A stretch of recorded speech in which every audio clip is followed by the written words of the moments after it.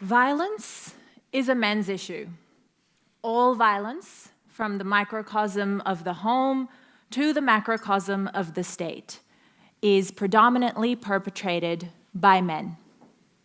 If we want to create long-term behavioral change, we cannot create it alone.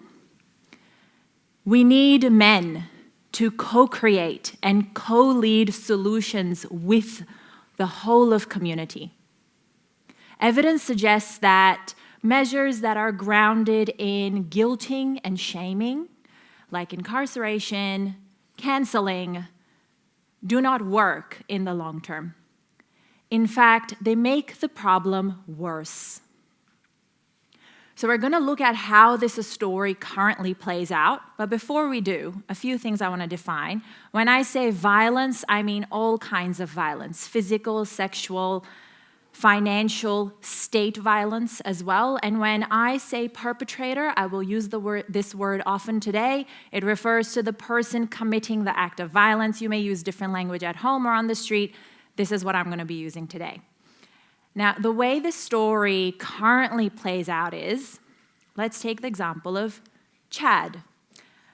As a child, Chad witnesses violence at home. By the time he is a teenager, violence is normalized as a way of being for men. By the time he's a young adult, Chad is capable of responding with violence, because he wasn't really taught a different way of being a man. Now, Chad lives amongst us, so of course, along the way, he meets partners, has children, and now we have an intergenerational cycle of violence passed on from grandfather Chad to Chad, and now Chad Jr. Now, we as a community have the opportunity to break this cycle at any point by intervening with evidence-based, trauma-informed approaches to healing men. Now, who are these men? We're going to do a little activity, so get ready to raise your hands. How many of us know a man who's committed violence?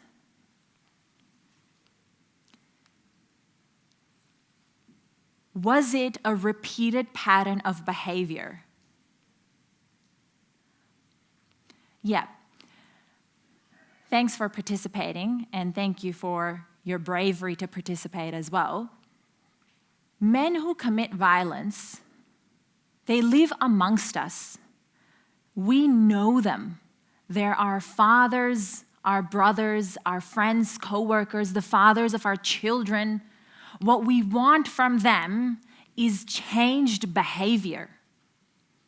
Is it possible? Evidence says yes. Many studies, including this one from Yale, suggest that men who've once committed violence are 50% less likely to recommit violence if they have access to trauma-informed therapy and evidence-based programs. In fact, the respect framework developed by UN Women and the WHO in 2019 gives us a 10-year timeline to end violence. Not generations, not lifetimes, a decade. Each letter in the respect framework corresponds to one of the root causes of violence and a corresponding strategy to address that root cause. The evidence is available at our fingertips. I'm not going to go into all of those strategies. I will touch on two that are not possible without the equal involvement of men. The R and the T. The R stands for relationships to self, partners, family, community. T is for transformed attitudes, beliefs, and norms around masculinity and femininity.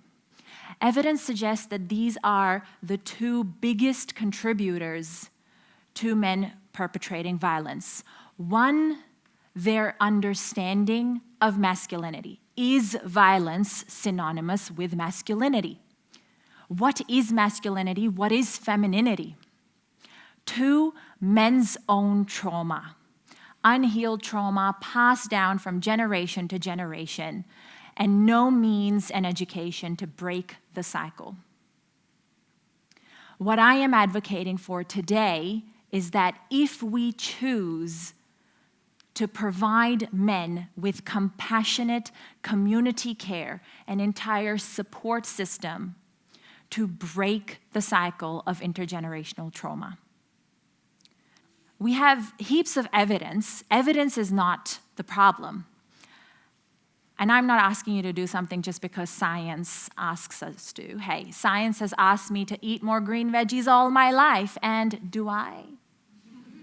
No. I walk right on over to this biryani corner right here. That's more my vibe. No, I understand evidence sometimes is not compelling enough a reason, right? I'm asking us to do this because surely this is not our best life, y'all. Where 1 in 3 women and 1 in 2 men will experience violence at some point in their lives. Is that our best life? When we have evidence that can guide us towards ending violence in 10 years? No, evidence is not the problem. Where we are at collectively is the tipping point of choice. Are we ready to choose what evidence suggests are the right ways to end violence? And I'm not asking you to do something I wouldn't. I came here from Pakistan to flee violence. I was 5 years old the first time I was sexually assaulted, 17 when it happened again, and countless times in between and since when I have been harassed, touched without my consent, stalked even. Now, statistics will show us that most of you have experienced something similar. I moved here to rebuild my life after violence. 10 years, 2 therapists, and some 100 therapy sessions later, I was still stuck in survival. I felt like no matter what I did, however much I healed, I was stuck in a box. Survivor.